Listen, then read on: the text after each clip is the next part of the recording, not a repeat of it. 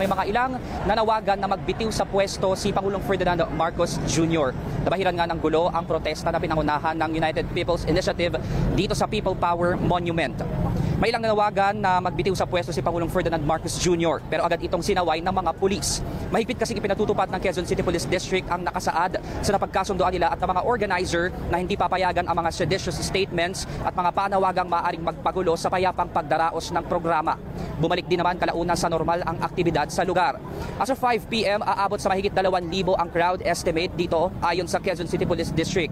Kabilang dyan ang mga retiradong general na nakapanayam din natin kanina tulad ni na dating AFP Chief of Staff at National Security Advisor Hermogenes Esperon at PCG Commandant Damian Carlos. Aabot naman sa 1,500 police personnel ang nakadeploy para magpatupad ng peace and order.